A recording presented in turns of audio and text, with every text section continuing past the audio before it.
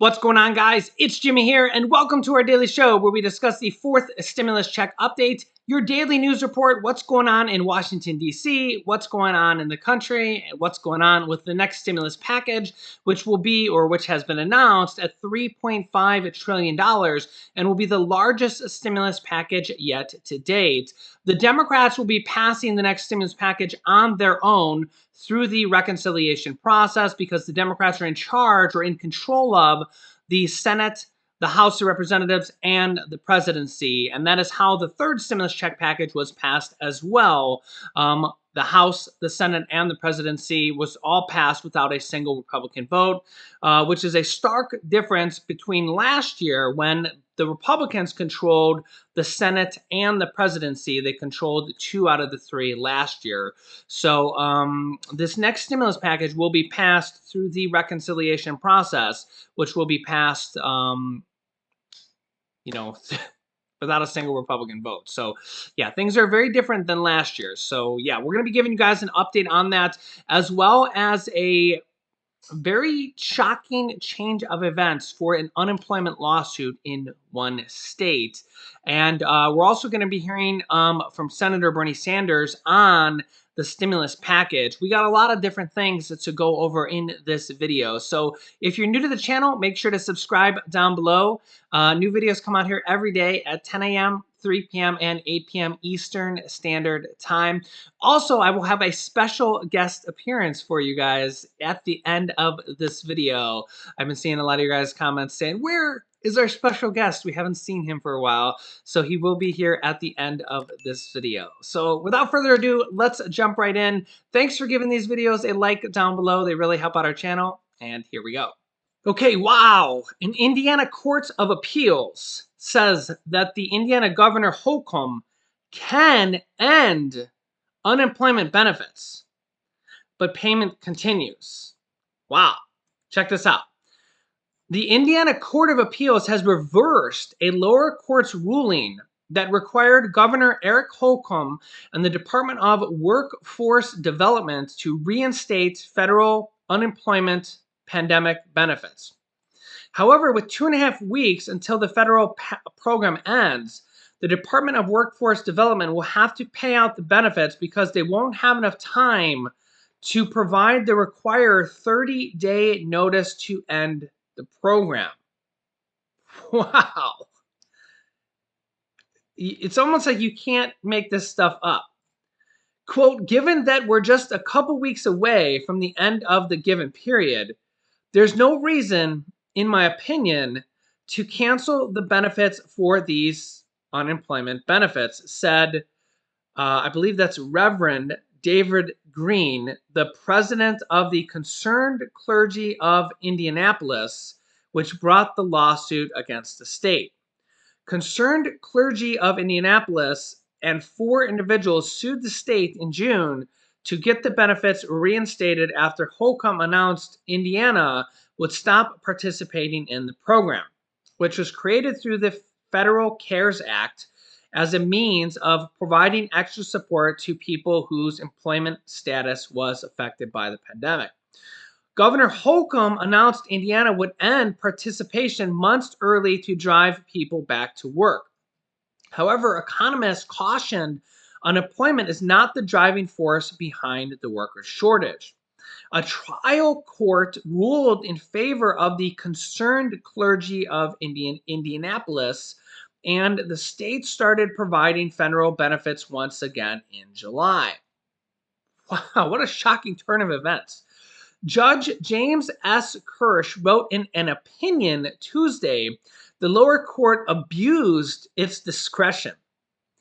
That's the crazy thing about these rulings of different judges and different courts, is that one judge can be very, very different from another judge. And a lot of times it comes down to their political opinions. As you can see, literally right here, this judge wrote in an opinion that the other court abused its discretion. So one judge can have a very different opinion than another judge. And that's why we've seen some states win their lawsuits, some states lose their lawsuits, and I really should say some people have won their lawsuits versus the states. Some people have won, Some people have lost, some people have won and then lost, some people have lost and then won, had them overturned. They've gone to the Court of Appeals, and we've literally seen some states' case go completely different directions. And it really, a lot of it has to do with what judge happens to be presiding over the case and what particular judge their point of view or their political opinions happen to be. Really comes down to a coin flip, who the particular judge happens to be and what their political opinion happens to be on the case. I don't know if that's how a case should be decided. Let me know your thoughts, because I mean, we're dealing with the fate of hundreds of thousands of people in any particular case or any particular state. I don't know if there should be a better decision or better type of process here when you're dealing with hundreds of thousands of people in a state potentially getting a lot of money here.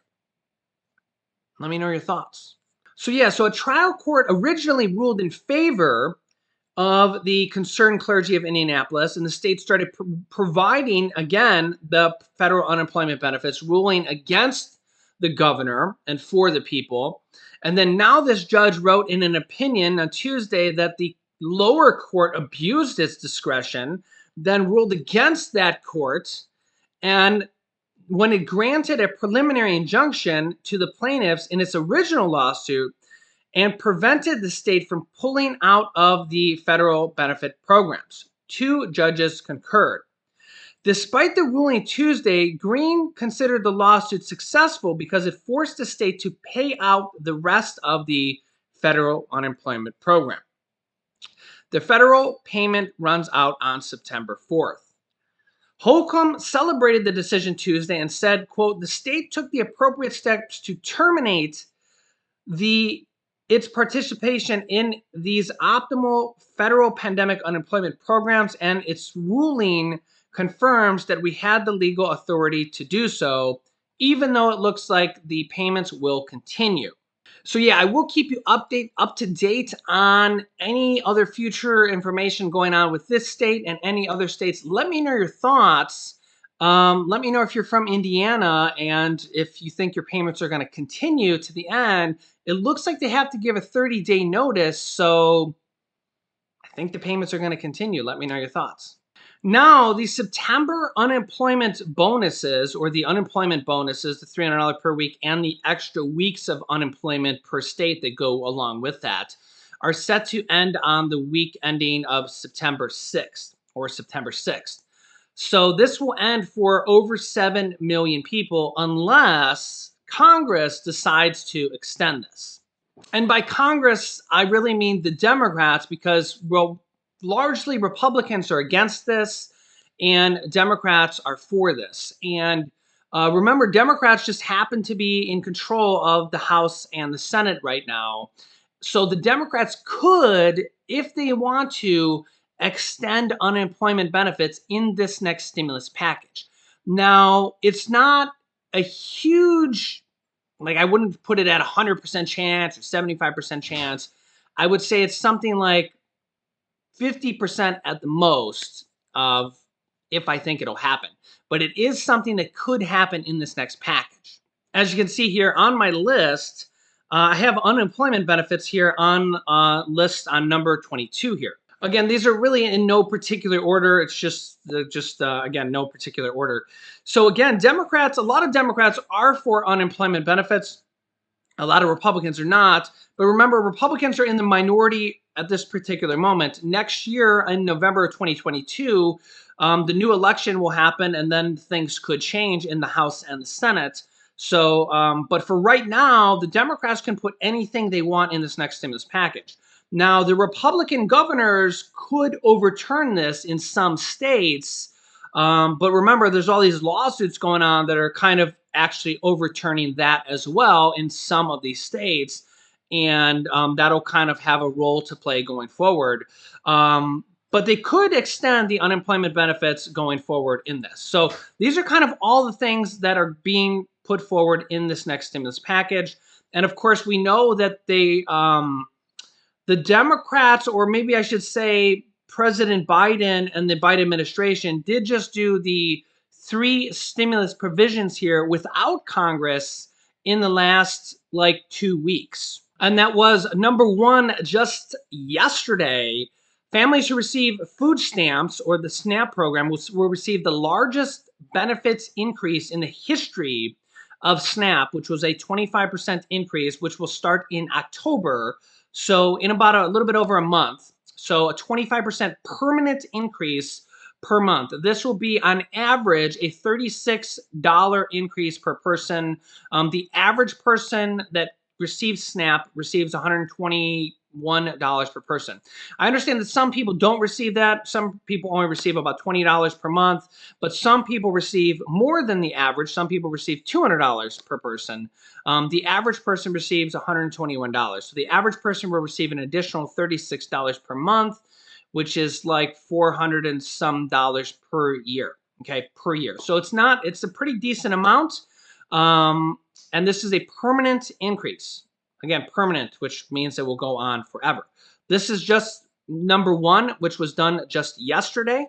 Number 2, which was done within the last 2 weeks, is the Biden administration has extended the student loan payment pause and interest pause. So there'll be no interest and no payments, no penalties or anything like that until 2022, January of 2022. This will help out 40 million Americans. Also, the SNAP increase will actually help out 42 million Americans, while advocates urge cancellation, student loan cancellation. President Biden has said in the past he's willing to do at least $10,000 of student loan cancellation.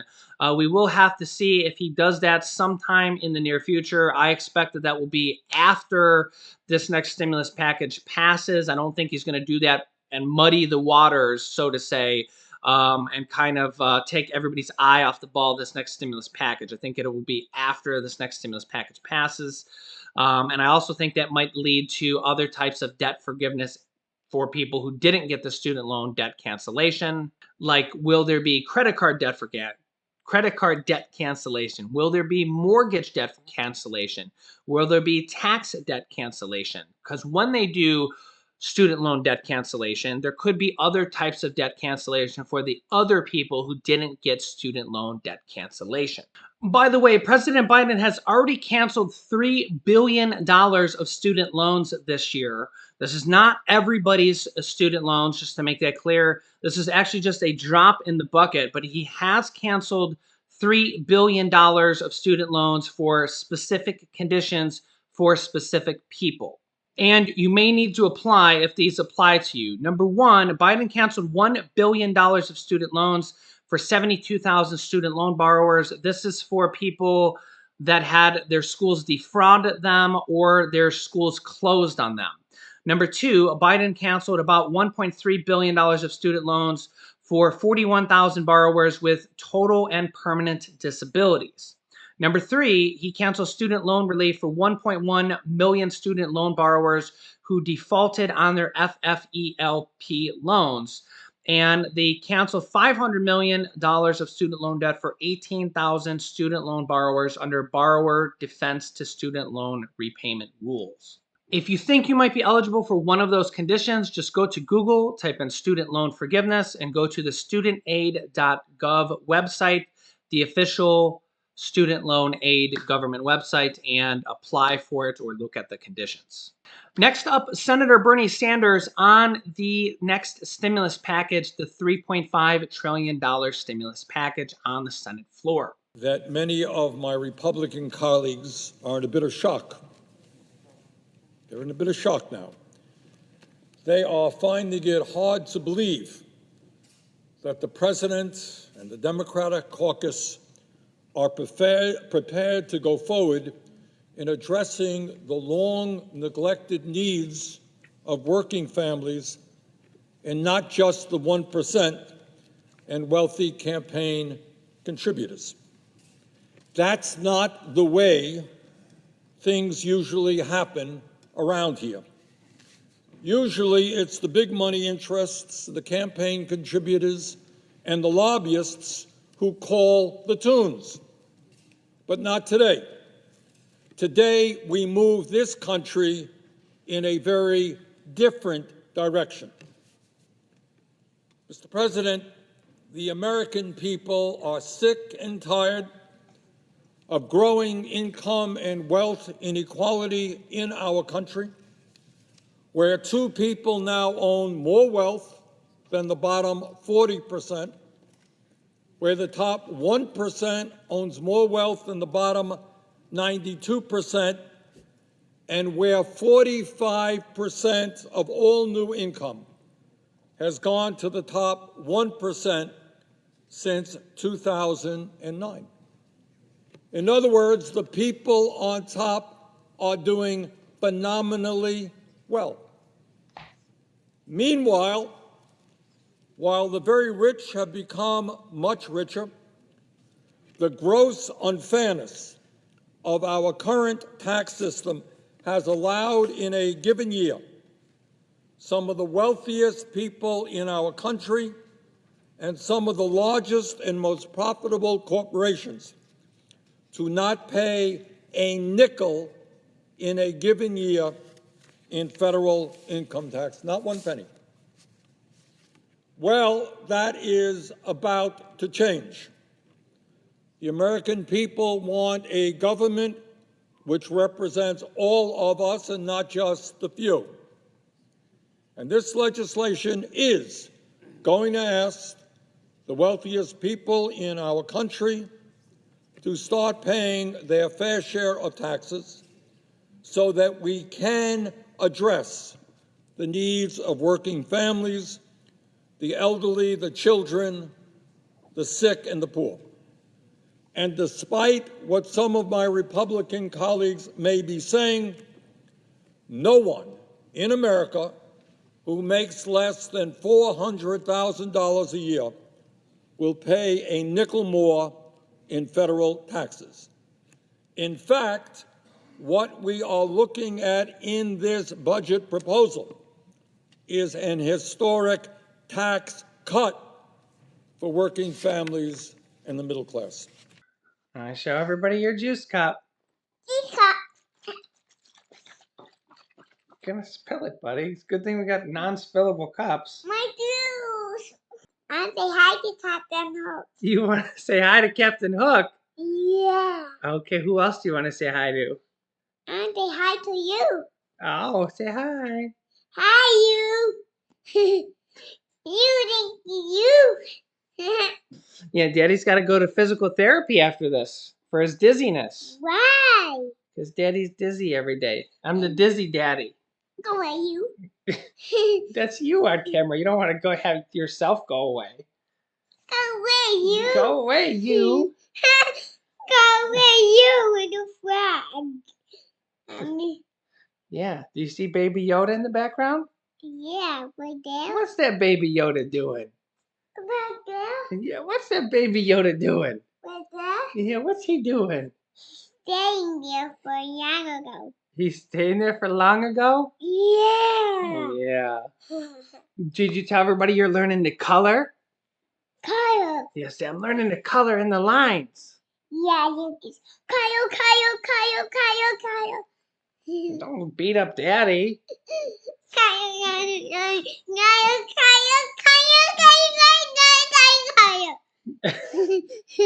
You have too much energy, kid. Yeah. You don't even nap anymore. You need to start napping. And No. yeah, you want to go for a nap right now? No. I want to go for a nap right now. I don't want to either. All right, say bye-bye to everybody. Bye-bye. Say we love you. We love you. Say we'll see you in the next video. We see you in the next video. I did. Thanks for watching, guys. Make sure to subscribe down below. It's completely free to do so. I'll keep you up to date. New videos come out every day at 10 a.m., 3 p.m., and 8 p.m. Eastern Standard Time. You can click this top video here to watch my newest stimulus check video next. And this video is about the several different stimulus check proposals, including possible $1,200 monthly stimulus checks. So click on one of those videos next. Thanks, guys, and I will see you in the next video.